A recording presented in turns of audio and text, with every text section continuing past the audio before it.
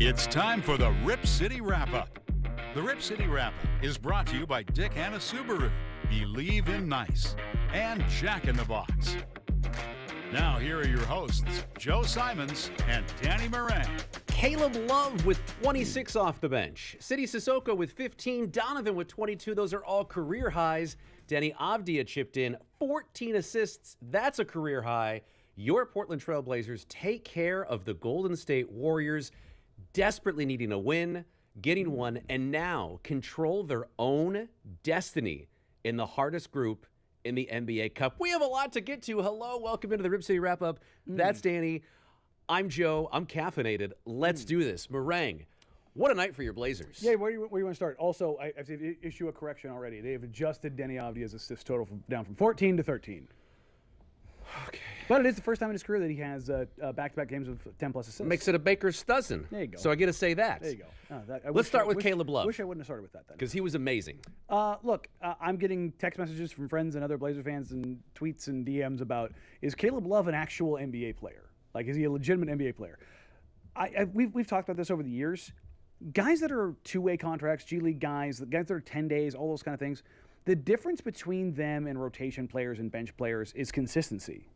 And Caleb Love, his superpower is confidence. And I jokingly talk about that. But if you've not watched Caleb Love play basketball, if you were not privy to him at Arizona or North Carolina, this is a guy who could single-handedly win you games. He could also shoot you out of some games. We saw him go, 1 of 12 the other night. Tonight, he absolutely lights it up. Great against Phoenix. That's what he does. Tough against Chicago. Great tonight. And it wasn't just, all right, this guy was big in the first half. This guy knocked some big shots in the third quarter. Like, when the Blazers needed a bucket down the stretch, huge three. Caleb Love did that. He led them in field goal attempts tonight. Caleb Love led the Trailblazers in field goal attempts tonight with 20. So. 6 of 14 from three. But it wasn't just that. He contributed other facets. 7 rebounds, including 3 offensive, which the Blazers pummeled the Warriors in the offensive glass.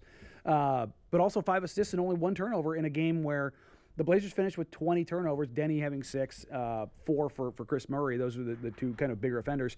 I'm not going to get mad at Deni because the playmaking burden on him is just bonkers. Outrageous right at this now. point. Like, the ask of him is just, it's outrageous. And he was able to deliver 22, 22, 10, and 4, excuse me, good Lord, my box scores all over the place. 26, 14, and 6. It kept updating as I'm looking at it. 26, 14, and 6. This is a guy who came in the night averaging 27, 7, and 5 on 48, 37, like 82 splits. Like, the stuff he is doing right now. And also, to interrupt real quick, Dan, with everybody out, because the Blazers are injured, he's elevating, but the defense is swarming him, and he's still doing this. And that's why the assist total ticked up the way that it did. He was able to get to 26 points because he went to the line 13 times. So he's finding ways to get to the bucket, still contribute, running the show. Played 40 minutes tonight. And Caleb Love is out there being the guy for him tonight that he's kicking out to. Like, that's the thing is, so many people on the radio over the last week, the Blazers have to stop shooting threes. They have to stop. No, they have to start making threes. That's the difference, because teams are packing the paint. We saw this when the Blazers played the Warriors the first time. They go to the zone defense. You can't play zone when you have Brandon Podziemski and Steph Curry up top against Deni Avija. It's just not going to work. He is a human battering ram. He is 6'9", 250 pounds. There is nothing you can do with that. If you don't have Jonathan Kuminga, if you don't have Jimmy Butler up top in that zone, you don't stand a chance. And that's what Deni said. Bring me Steph Curry. Bring me Steph Curry. Every time they had, look, Steph was hunting Donovan Clingan in that mismatch. The Blazers were hunting Steph Curry whenever they could. Anytime Deni had him, it was like, or Podziemski had him. Gary Payton II got a few deflections, forced a few turnovers because that's what GP does. Pod's got Deni a couple times too because he's got great hands, but they don't have the big-bodied wings that can sit there and take that punishment of Deni getting downhill over and over. And Caleb converted a ton of shots, a ton of kickouts, the swing plays.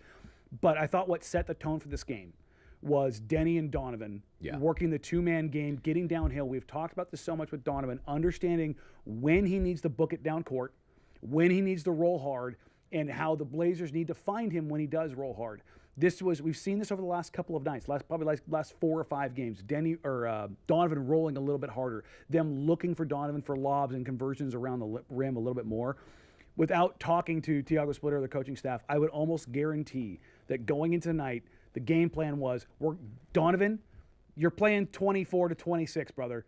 They're going to go small at some point in time. We're probably going to go away from you. When you're out there in the beginning of the game, those first 10, 12 possessions, when you're in ball screens with Deni, we need you going hard. We need you going hard because they're going to step up. They know what Draymond's going to do. Draymond is going to be smart and tactical and go, Donovan, as big as he is, isn't really a rim rolling threat. I posted a bunch of stats about Donovan last year in his rookie year. Of the 37 centers in the NBA who attempted 10 or more lobs, only 3 bigs finished worse on a conversion rate. Donovan had a little issue with timing, catching. But that's not the hands. surprising because the hands was always the issue. But tonight, in addition to finishing at the basket, which he did with proficiency, he had these volleyball, these 50-50 balls that last year he would never get to. And there was one in particular where he hit it in the air and then he had to reach over Steph to get to it, and he was able to control it, and he immediately passed it to someone cutting to the basket. And I'm like, who is this Donovan Clingan? He looked sensational tonight. And I know a lot of comments, and I want to get to this, I don't want to forget. A lot of people on social media are like, why was Donovan not in the game in the fourth quarter? On the flip side of it, Golden State has some good basketball players too. Steph had 38 tonight. Yeah. He was 9 of 17 from 3, and half of those were probably when Donovan switched on him. It was yum time for Steph when Donovan switched out on him. It's an easy step back, and he's going to make that and most of the time. And you don't want to give that guy when Steph Curry is cooking like that, finishes 9 of 17 from 3. When at one point in time, I think he was like 7 of 9 or something like that. It was like, good gravy, this guy's not missing tonight. Steph Curry's the best shooter in the history of the game. There's no argument, there's no discussion, there's no debate. You do not want to make it easier for him to get those looks off because Donovan, number one, he doesn't want to be out of the paint. He's uncomfortable. It's going to take a while if he ever gets uncomfortable or gets comfortable outside of the paint. Rudy Gobert is still uncomfortable out of the paint. They're just large humans, and you're asking them to guard a guy who he's in range when he crosses half court. And Steph, with all of the experience and all the knowledge and all the wisdom and all the skill, is just sitting there going, I got to give you one hard feint, and you're going to step back, and instead of, and this is not a shot at Donovan. Donovan should probably play Steph Curry for the 3. If he gets by you, he gets by you. You're not going to chase him down. No. Right. And not only that, if Steph Curry's giving up the ball, good. Because if they collapse and the ball swings to Podziemski for 3, I don't care if it's a wide open corner 3 for Pods. That's fine by me. I don't want Steph Curry taking any 3s, especially when he's cooking like that. So that's why Donovan doesn't play down the stretch. So to go with Robert Williams III, well, I thought Rob was great tonight. Rob was great. He had 11 rebounds, 8 points. They were lobbing to Rob as well. I think Rob had 2 or 3 lob dunks. This is the most lob dunks I can remember Blazer centers having in a game in quite some time. It's LaMarcus. That's the last time. Has to be. Andre Miller and LaMarcus Aldridge led the NBA in alley-oop lobs for a season. That was the last time we saw this kind of proficiency and forcing it to that. And this was something this is the question about Donovan for his career, to be honest. Can you keep him on the floor offensively? This is the question about Rudy Gobert. People talk about Rudy Gobert being played off the floor. The only time Rudy Gobert is played off the floor is not defensively. It is offensively. But Rudy does just enough to where it's like, it's because he's so good at converting lobs. If you step up and take away, like Ant Edwards is driving, if you step up and take away Ant's lane, you throw it up to Rudy, he's got a massive catch radius, and he's going to convert it. Like, that's just what he's going to do. So if Portland was able to exploit the size discrepancy inside by getting Donovan to the basket, when Donovan plays someone in his weight, close to his weight class, we'll say, because not many are in his weight class, what is the way to get him involved offensively to a degree that he can stay in the game? Because everything else is so valuable. Yes, and that's the thing is, like, a guy like Deni and a guy like Giroux being active and Donovan rolling hard. Because Denny's rim pressure, I think he was 5th. He was either 4th or 5th. I can't remember where he was in drive rate coming into this game. I mean, he's up there with SGA and Luka as far as getting downhill. That's what he does. So the scouting report is going to be collapse on Deni, take away his passing lanes. For Deni tonight, one of the things I noticed, he was not taking the extra step on the drive. So if you're looking at the court, that restricted area circle, a lot of times Deni gets to that restricted area or right there at that semicircle, and that's when he's looking to pass. He decelled and stopped a step sooner or slowed down a step sooner. So for most of the night, Draymond had to step out a little bit. Well, that extra 2-3 feet of space, now 7'3", 280-pound Donovan Clingan can get in behind that. It doesn't matter if it's Donovan. It doesn't matter if it's Draymond Green. It doesn't matter if it's Al Horford. It doesn't matter if it's Nick Vucevic. The only guys who are going to be able to really disrupt that when you have that extra little bit of space are guys like Chet, are guys like Wemby and Mobley and Zubac, like these all-world defender types that they can step and then recover kind of flat-footed and be athletic and get back. There's not a ton of those guys in the league. But if Donovan needs, because he's so big, he needs a runway. Like he has, like if you watch Donovan rebound, he's not grabbing rebounds jumping off the floor. He's grabbing rebounds. He's got a 7'6" wingspan, and he's 7'3". Like that's why he's grabbing rebounds. He's just a mountain of a human. You don't see him get vertical. More often than not, when he gets an offensive rebound, does he get a putback? No, he resets the offense because he's not a guy that can catch it, come down, and go back up quick. And he's got 4 guys on top of him at that point. Yes. I think aside from the stuff that Donovan did really well, obviously scoring, grabbing the 10 rebounds, he filled up the stat sheet, Danny. He had 4 assists tonight. He had 2 steals. I can't believe he's having this game, and I'm going to sit here and go, yeah, but the one thing Don't do it to him. No, the one thing that he does Yeah, offensively that we take a drink count of on water. is the offensive rebounding. Defensively, it's rim protection, paint protection, and blocking shots, right? Did you feel his presence there? Now, the Warriors are a weird team because they play small and they play fast, and that's Right. How are you going to feel it when you're primarily taking Draymond Green on? yes, and that's the thing. Is so for Donovan, for him to take the next step to have that evolution. Again, this is not a shot at him. This is like it's not exposing it. It's the okay, but can he do this? Because these are the questions for me that are the most important for the Blazers this season. It's not what do they make the play-in or the playoffs or like what seed do they get. It's can Donovan be a guy that can play 28 minutes a night against 29 other teams? Regardless of your personnel, can he play? Well, how many teams do you think right now, ballpark, that would make sense against? In the West, most teams, because the West is just big. What Clippers? They've got Zoo and Brook Lopez. The Rockets have Şengün and Steven Adams. You just kind Denver. of Denver's got Jokic and they've got Valanciunas. Valanciunas, yeah, coming off the bench. Teams now. in the West are just Sure. big. That's just the reality. Now, if you go out in the Eastern Conference, you're kind of like Jared Allen and Evan Mobley. Sure, the Nets, I have no idea what they're doing. The Magic, they're big, but they don't really play traditional bigs as much as like with Wendell Carter and Goga Bitadze. You just kind of look around the East, like Jalen Johnson and Onyeka Okongwu in Atlanta. They're both like 6'10" hybrid-y guys, right? Like they're not the So traditional. most of the league, it does make sense. Yeah. So, but if you just kind of look around the league, especially in the West, Donovan should be able to play most nights. Now you're going to get some lineups that you're just like, you know, the Rockets can go Kevin Durant to the center and like, how do I handle Not this? really gonna work. Nah, I can't. DC, much like tonight. Hey, they're running Draymond Green at center, and they're going to put you in every action. Draymond's going to come up and set the screen. Toumani's going to be on Steph. Draymond's going to set the world's most egregious moving screen. He's not going to get called for. Yeah, can we have an old man yells at cloud for a Yes. couple minutes here? The refs were terrible tonight. There was a brief moment early in the game where the free throw disparity was in Portland's favor, and that quickly changed, and then there were multiple times. I thought two did a really good job on Steph, especially in the first half. And what got Steph going was a couple of plays that should have been whistled the other way because Jimmy and Dre were doing funky stuff. They didn't get called for it. Two's kind of standing there like, what do you expect me to do? He got hit twice running through one screen and then getting over to a second screen. And that second screen was either Jimmy or Dre. And neither one of them was any, and this is not me whining. I laughed at the one on Draymond in the corner. Draymond, And that was Two's reaction too, kind of like, what are we do you doing want here? here? Like, Draymond Green never even attempted to come to a stop. He just ran straight into two. And I was like, it's like, you know, I made the comparison to the other Bay Area team in the 49ers. Like, George Kittle was setting the edge. Like, there was no attempt to come close, come to a stop. And it's 3 feet in front of the ref. And I'm like, okay, they're just not going to call this tonight. Like, that's it. Draymond has that leash. He had already gotten called for one moving pick. They weren't going to call him for it again.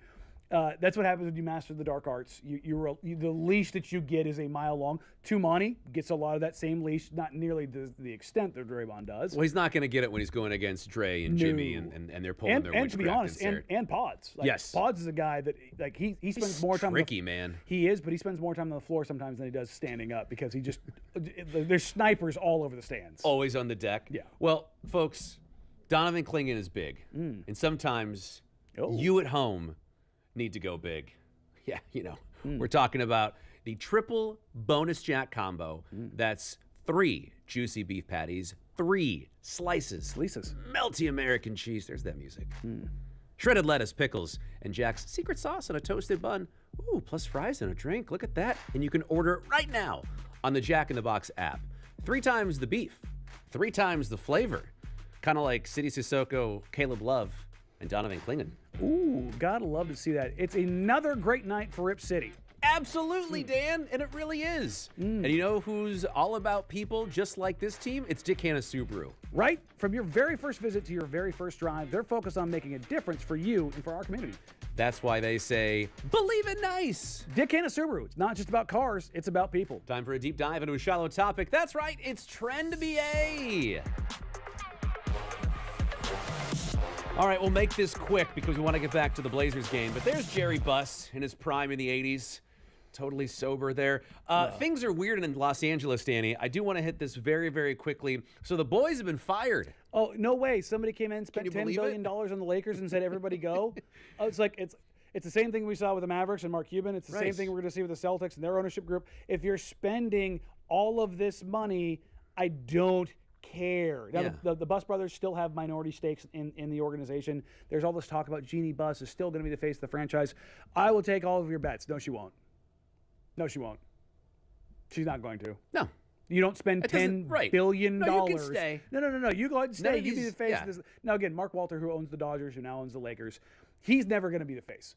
But I have a hard time believing that the Buss family and the Rambis family, the Rambi, who have been kind of shadow puppets for running things for years, I don't think any of them are going to run anything. Different dynamic, and I assume you're referring to the fact that Magic is the one they usually show in the Dodgers jersey because he's a minority owner and does the whole thing. But it's a different situation where the Buss family has been very, very public about their ownership for 40 years, and it's like, you guys kind of moved to the side. You got that weird show with Kay Hudson on Netflix. Actually better than I thought it was going to be. I watched an episode or 2 of it. Not that bad. But they want to get them out of there. They want to do their own thing, and it's natural. You pay that kind of money, you want to do your own thing. Remind me, Dodgers, World Series champions? Yeah. Yeah, well. Again. So, yeah, that's the thing. Is like you spend that kind of money, you dump all that money into a team, which the Lakers have been run like a mom and pop organization. One of the Buss brothers has been their lead scout forever. They haven't had an international scout. They've ran things lean. They weren't paying for intel and data services. For all of the money that they make, which like if you look at the TV deals around the country, if I told you the actual number that Spectrum Sports pays for the Lakers every year, you would be like, I'm sorry, what? How are they not? Why are they running like a mom and pop shop? Because it makes absolutely no sense. Well, let's get back to the team at hand. Your Portland Trailblazers. Sidy Sissoko was sensational tonight. He got another start because, again, everybody is hurt for the Portland Trailblazers, and they beat a Golden State team at pretty much full strength. So what's really interesting about this is we've talked about this a little bit. Over the last couple of games, Sidy has done more and more and more. Now, he's been asked to do more and more and more. And I had somebody ask me the other day, texted in the show, like, what does Sidy Sissoko do? And I go, well, he plays defense. He plays with a ton of effort, intensity, and hustle. He's a truck. He's a big kid. It was funny. I was talking to the Blazers front office the other day, and it always like leaves my head that Sidy's French. And he walks over as we're talking. He's like, "Bonjour, monsieur." And I was like, "Oh, that's right." It's like it totally caught me off guard, and I was like, "Oh, that's right. Sidy's French." Like, cause you hear him talking just kind of gently in the locker room, but he's not. He laughs very loud, but he kind of talks quiet sometimes. And it just kind of caught me off guard. I'm like, oh, that's right. It's just one of those like weird little intrinsic things that pops up. Danny, he had 11 third-quarter points. Yeah, that's the thing is like. For a defensive guy. But also the playmaking. He's a good secondary. Like he has natural playmaking instincts. Now he can get a little too ahead of himself sometimes, but he's still a kid. And I'm sitting here saying he's going to end up being like this rotation player in the NBA for the long term. But there's stuff there with him. Like he has things that he has flashed, and much like a lot of the Blazers that are starting and then not named Jeremy Grant. Who, again, despite the Blazers playing this well tonight, Jeremy didn't make a field goal. It was his worst game of the season. Didn't make a field and they goal. won, which Jeremy's allowed to have one of these. Number one, he's been sick as a dog. Great this season. And he's been great this season. So go ahead, JG, have one of these, get it out of the way. But Sidy was phenomenal, and the big part of this is ball go in hoop. Mm-hmm. If the Blazers hit threes, and again, it wasn't like the Blazers hit a disgusting amount of threes. They shot 36% from three. Standard amount. But they hit 16 to the Warriors 17. That's you right. kept pace. The math. Where the Blazers won out, 5 more field goal attempts, 2 more free throws. it got a little dicey because they were -7 in the turnover differential and they didn't force the number of steals they need to. But by getting to the free throw line and knocking down those threes and shooting 48% from the field, which they have not been able to do recently, they were able to put together enough, even with Jeremy not having his night, because Sidy stepped up, career high. Caleb Love, career high. Donovan Clingan, career high. Deni Avija, career high in assists. Like, it's great that the Blazers got this win, but also you do have to remember and consider, I am not poo-pooing the win at all. How many career highs did I just list? Yeah, but when you come off a game like they did against Chicago, and that was a national highlight. And it's a backbreaker. Vooch torches the Blazers, and you expend all this energy to overcome a 21-point deficit. You're up by 5 with, I think, 15 seconds left, so you pretty much, like, you know, you don't count it, but we were kind of saying in the back, well, I think they got this one in the bag, and then you lose it, and you can come out one of two ways. You can come out flat and let it linger, or you come out like Portland did tonight, and they came out fast to start the game. That was one of the first things I noticed about tonight is the Blazers have been a pretty poor starting team for the majority of the season. They came correct, and I thought, number one, Deni and Donovan going hard to the rim, getting downhill was a big part of that, but also Sidy's energy was a big part of that. It was, and you needed contributions from everybody, especially when you have a night like this for Jeremy, and this, more importantly than the NBA Cup, it's a lot of fun, and it's really cool that if the Blazers beat the Spurs on Thanksgiving Eve on Wednesday, they win the hardest group. This is the hardest group. I mean, you look at who's 3-1 in the group of death. You go 3-1 in the group of death, and I tweeted this, but I just have to say it on the show. The idea of the Blazers, because they have a minus differential, right? They're one loss to the Rockets. They got trucked. They beat Denver by 2. They beat the Warriors by 4 tonight. Differential is a big deal in the NBA Cup. It's the tiebreaker that usually comes into play because you usually have a few teams that are tied. But the situation is this. Everyone has 2 losses besides the Blazers and the Nuggets. The Blazers beat the Nuggets, so they're going to own the tiebreaker. If they beat the Spurs, they control all tiebreakers. They control all the tiebreakers. And then you have this hilarious scenario where Portland doesn't blow teams out. This is not that kind of team. So if they beat the Spurs by 4-5 on Wednesday, they win the group of death. They'll have a minus differential going 3-1 in the group. And that feels like the kind of team Portland is this year. Like, there's going to be a lot of close games down the stretch because, like you say, Dan, you had to have so many things go right for Portland to have a chance to win this game, and then you had to maximize all these guys who were already being maximized throughout the course of the first 45 minutes of the game, and then to get it over the top and to be able to get the stops down the stretch. They got a call that went in their favor the one time that it did, so everything kind of worked out, but now you kind of pull back a little bit. This team is 7-9. I know we're not even 20 games into the season. But with all the injuries that are still lingering for the Blazers, it is important when you have chances to win games that you're not supposed to. The Blazers were 10-point dogs coming into this game. They weren't supposed to be competitive, let alone win this game. And you have the Thunder twice in the next week. You got to go to Milwaukee. Like, the schedule remains difficult, and then you're right back on the road to start December. Getting games when you have the opportunity is so crucial because this team is going to be fighting for every win the rest of the calendar year because of the injuries. So the Blazers have played 16 games. They are second in the NBA, or excuse me, third, because the Mavs and 76ers are tied, leading the league with 13 clutch games. So clutch games are games with within 5 points, 5 minutes to go. The Dallas Mavericks are 4-9 in those games, including a win against the Trailblazers. So otherwise they would be 3-10, and then the Blazers would be 500. I'm sorry, they would be over 500. They'd be 6-5 had that game gone their way. George, can we pull up that depressing stat about the buzzer beaters? This will make you feel good. Oh yeah, Rip City. This is great. This is a good one. So you lost on a buzzer beater to the Bulls, right? Yeah, there you go. There's all of them. That's tough. Scoop bummed, Shea bummed, Denny bummed, all of us bummed. 2 of these in the last 3 weeks. Yeah. But to have this happen and to still be in this position. So you have two buzzer beating losses, right? And then you also have the close loss to the Mavs. So those 3 games, the Blazers are now in 11 games. They are 5-6 in clutch games. They could be 8-3. Yeah. Had it gone the other way. And then how different does their record look? And here's the other thing about this: in those clutch games, the Blazers are shooting, or in those clutch moments, within 5 points, 5 minutes to go. The Blazers are shooting 48% from the field, 84% from the line, but 33% from the three-point line. If you want to see something egregious, the Dallas Mavericks, despite having 13 games, are shooting 15% from 3. in those clutch moments. Yes. So it's small sample size, but the Blazers are again. I will hammer this point not just for the Blazers, but every team in the NBA. Unless you're the Thunder, unless you're the Nuggets, unless you're the Pistons, or weirdly enough, again the Raptors, who are somehow second in the East. I don't know how that happened, but unless you're a team that is firing on all cylinders, you expect to come out around 50-50. The Blazers are 5-6 in clutch games. That's who they are. The only bad losses they have on the season are Houston and Phoenix. We'll just illustrate it a little bit more. It's not just this year. It's since 1970. And second on this list is Atlanta with their 15 games behind Portland with the number of 1-point losses. But yeah, I mean, if you have 2 buzzer-beating attempts that don't go in, this team's 9-7. Yeah. And you're feeling completely different about it. But the team hasn't played any different. It's just 2 shots not going in. And not only that, these losses really stacked up when what happened? The injuries. That's right. And so, yes, it was awesome that Caleb Love stepped up tonight. It was awesome that Donovan Clingan stepped up tonight. It was awesome that Deni was able to make like this tonight. It was awesome that Sidy Sissoko stepped up tonight. Don't count on that every night. That's the thing. Is be excited about this. Enjoy it. It's awesome. I love it.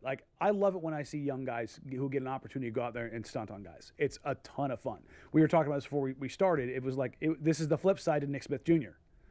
The Blazers got cooked by Yogi Nick Smith Ferrell. Jr. Yeah, Yogi Ferrell. That's the epitome of this. Right. He scored 30 and ended up getting an NBA contract out of it against the Blazers. The Mavs. His of all career teams. was literally made by 1 game against the Blazers. Scored, it's not hyperbolic to say I think he that. scored 33 in that game, if I remember right. It was 30-plus for sure. He went bonkers, and he went from being a 10-day guy to getting a real NBA contract and hung around the league for 3 or 4 years.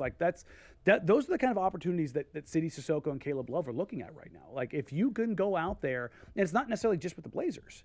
Those are guys that, some other team could look at and go, you know what? We want him for our 12th guy. We want him for our 13th guy. We'll give him a veteran minimum. It'll be a non-guaranteed deal, or a deal that guarantees January 10th or something along those lines.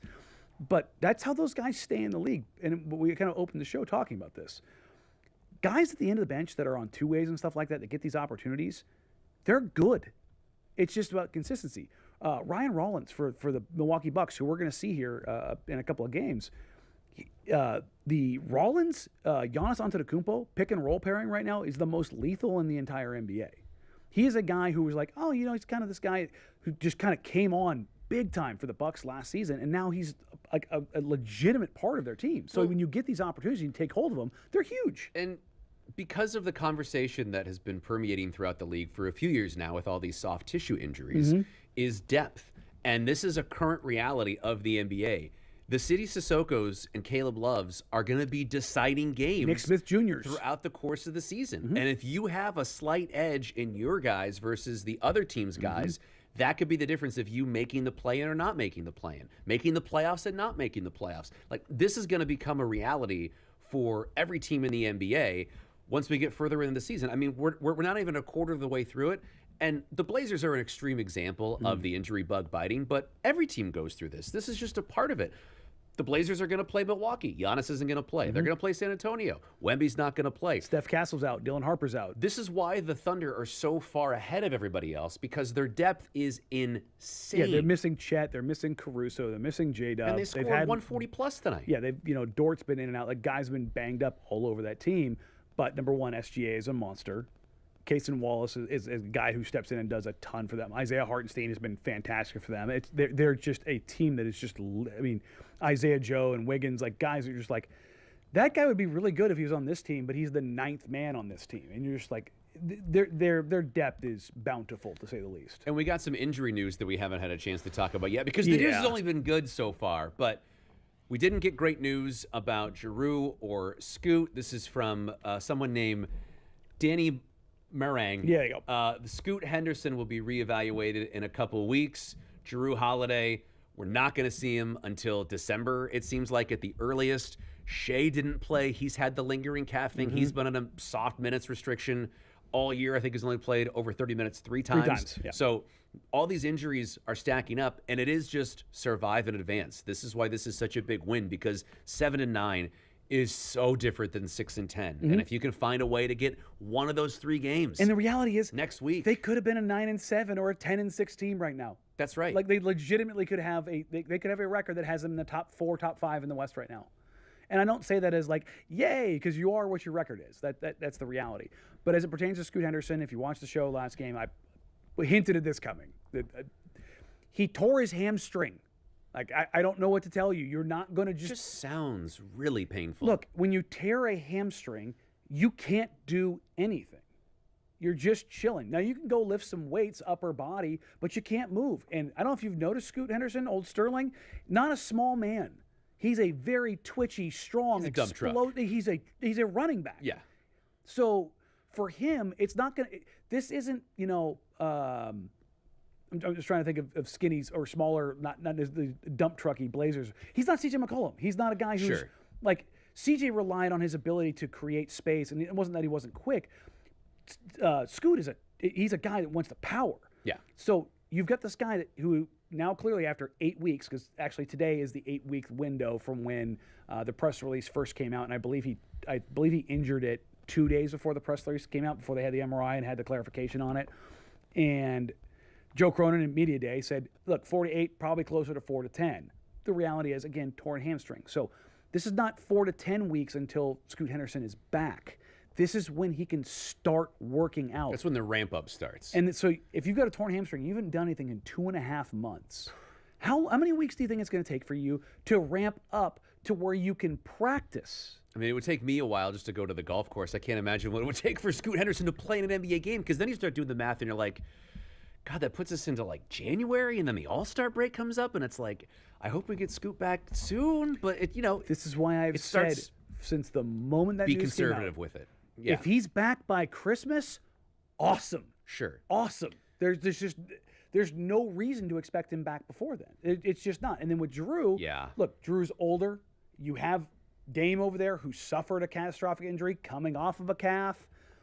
You got to be careful with him. That's the thing. Whenever you see calf, everyone's like, oh my God, like the Shea thing. Everyone's like, rest Shea, don't play Shea. Absolutely. No one disagrees with that. But we're so much, I won't say smarter, trepidatious about this now. Aware is the word I would use. For sure. You're just going, calf? Nah, dude, we're good. Honestly, if I hear lower body soft tissue, if I hear hamstring, quad, calf, I'm out. Speaking of injuries, scary spill for old Don there in the first half, second quarter, I think. When I see somebody roll their ankle and get hit in the calf at the same time and they're 7'3", my heart skips a beat. Like, because he definitely had the dead leg. You could see him kind of walking off. And what was funny was he was more frustrated about the lack of foul being called than him being injured, which I love you, DC. All credit to Calabro, who on the broadcast, because we didn't really know what was going on, and they were entering a timeout, and Calabro just was like, well, Donovan's out there dancing on the floor, so I think we're going to see him back in the game here pretty soon. And that was a really nice way to kind of, okay, DC's good because he'd been so good tonight. The show's going to end. We got to talk about Toumani Camara, because Toumani Camara has been the punching bag this season. Like from the offensive side. He has been. I mean, Danny, people are starting to get on his defense too, which is bonkers. But after the last game with the defensive lapse, people were all over him and saying, "Oh, Jeremy's got to start. Tu's got to go back to the bench." Very, very reactionary stuff. And it's good to see the offense come, and he was so impactful in that first half when Steph was starting to go nuts. The Blazers always stayed within shouting distance. It never got beyond 10 or 12 points, and 2 was a big reason for that. And it's not even the points. I don't care about the points. It's the confidence. There wasn't a dejection and deflation when he was missing shots. He's like, give me the ball again, I'm going to make it. So I had a biomechanics scout reach out to me and ask me about Tu heading into, I believe it was the last game. It was the last home game. And he's like, hey, it looks like Tu's kind of fallen off a little bit. Is there anything wrong with him, kind of a deal? And I was like, I don't know of any injuries, because this isn't a guy who works for a team. He just kind of he works as a contractor, as it were. And I said his first 6-8 games, he was really good. He was really, really good, both sides of the ball. Now, the ball wasn't going in, but as far as like what he was being asked to do. But with all of the injuries, there's no Matisse Thybulle, there's no Blake Wesley, there's no Drew Holiday. Tu doesn't get a break. He doesn't get a break defensively. Offensively, he's taking on more burden.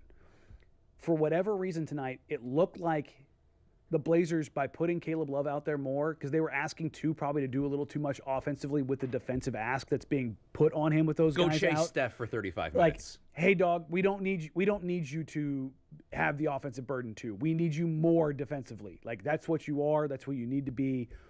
If you're feeling it, great, but we're not going to ask that of you. And I thought there was a couple coaching things, like small things, like Donovan rolling hard to the rim, Caleb being a little bit more of an initiator, getting Deni some breaks by having Sidy initiate offensively a little bit. Those were little things that I thought Thiago and the coaching staff implemented tonight, and they lucky for them, they all came up. Everything worked tonight for the Blazers, and it is so funny. The NBA season is so long, dude. Mm-hmm. Blazers get off to this flying start. All right, how many games are we going to win? What's 50, the ceiling? yeah. Are they going to be a top 60? Do we even need to get the play-in? Then they hit the skids. They lose 4 in a row. The sky was falling. I don't know if Thiago's a head coach. Like, I guess we're going to tank. Like, this is all good that all these players are injured because now we can tank and get a high draft pick. And then they win this game against the Warriors. And now it's like, oh, my God, we control our destiny. Oh, baby, we are so back. Because, and I'd have to check this, and I hope Habistro comes through and we can talk a little bit more about the NBA Cup machinations as they progress. But, again, if Portland wins on Wednesday against the Spurs, I think they would host a quarterfinal game in the NBA Cup. So we're going from a spot of blow this thing up to, are we going to Vegas, baby? It just flips I'm going so to have to quick. check in twice from Baltimore in the Army-Navy week. That's going to be fun. That's perfect for you. Yes. But I mean, this thing, it's a roller coaster, man. We were in a valley, we're at a peak, and, you know, I'm not going to say what's going to happen on Sunday, but we're playing the Oklahoma City Thunder again. We're playing them twice in the span of a week, starting 4 on times Sunday. before the end of the calendar year. Now, to be clear, the Oklahoma City Thunder are 16-1. Danny, do you know the one team they lost to? I don't know, Joe. Is it the Portland Trailblazers? The Blazers of Portland were the one team that they lost to. So I'm not going to say this is an impossible task,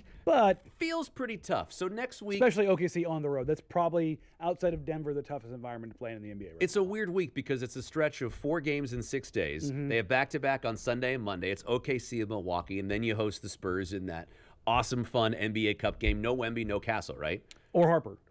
Jeez. Yeah. Okay, I'm going to try not to get too excited about all that. But if you win 1 or 2 of those, you're excited about that. And then the Blazers have 3 days off Finally. before they have the Thunder again and then go back out on the road again. It's their 4 or 5 game trip. And it's just like, look, we talked about this in It's tough. the first show. Like, the Blazers' first 20 games is brutal. And it wasn't necessarily who they were playing. Like last year, they played 28 of their first 30 were against the Western Conference. Right. It was just like, what is this nonsense, Yeah. you know? But it's the amount of games and the travel and the compression of it all. Everybody that I knew that was looking at this was like, I think the Blazers still have the toughest rated schedule in the NBA right now so far. It's just been nightmare fuel. And for them to be where they are right now with the injuries they've suffered, I don't think you could ask for better. I mean, the Blazers have 7 wins, and 5 of them are against Oklahoma City, Denver, the Lakers, and then 2 of them against the Warriors. That's 5 of the 7 wins, and then they've lost to some. Anyway, the NBA season's weird. It's been fun. I guess we're already done. Yeah, that'll happen. We're just gonna keep talking here when they turn the cameras off because it's very. I'm not. I'm packing up. I'm gonna be talking to myself. I had a Coke Zero at 6 p.m. People, I'm ready to keep going. That's how old he is. A Coke Zero's got him going at 6 o'clock. It's so true, but they're gonna turn the lights off. Thanks for joining us. It's a lot more fun to win. The Blazers are back. The rumors of their demise were greatly exaggerated. Indeed. We'll see you on Sunday. Comedian Seth Allen is going to be here. Hey! It's going to be a great time, and we love you all so much. Fight on, baby. Gross.